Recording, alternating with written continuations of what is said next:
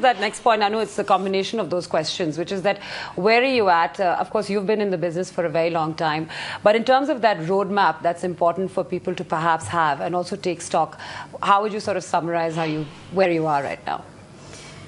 I would say that, this whole, all these years I've been working, at this point of time, I feel that there's been so much recognition and reward for what I have been doing, because the business it's a fashion business I'm running, but the goal is actually to empower a lot of women, get as many women on board to be, working together as a cooperation, and giving them better lives.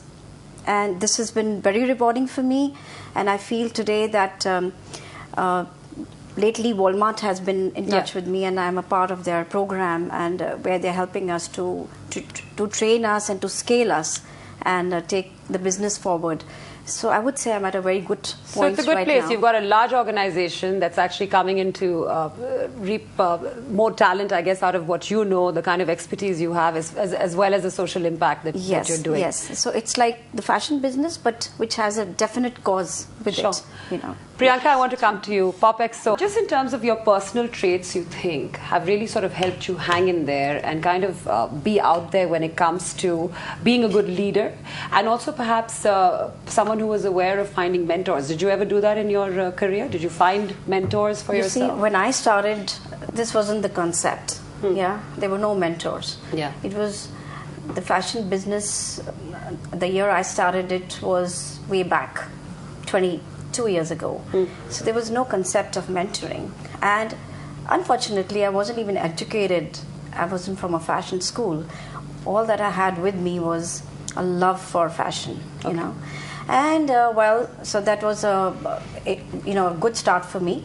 However, what gradually I felt was that a lot of collections have to be made all the time, and that is that's the kind of the most sensitive part of the business. You have to keep innovating, you have to keep coming up with collections, and we used to make 6 collections in a year, and I would carry them overseas, and I still do sometimes. I mean, I used to go like 6 times in a year, which I do now maybe twice a year, because we have some stable customers.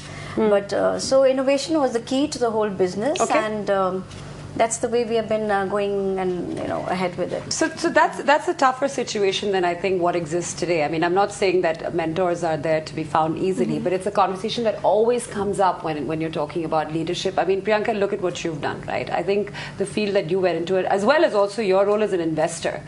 Have you had mentors who guided you through this? How have you? 1 minute, ladies. Wait, 1 second. Let's let Anu also go. Let me tell you that the day I started my business, people I hired at that time, for the next 15 years, they were with me. And I just feel that there were some very important attributes to that. One was a sense of ownership. When I hired these people, since I'm doing an export business, there was a lot of international travel. So when I would hire them, I would first check, do you have a passport? The moment I would say that, they'll be like, wow, now this sounds very interesting. Yes? Do you have a passport?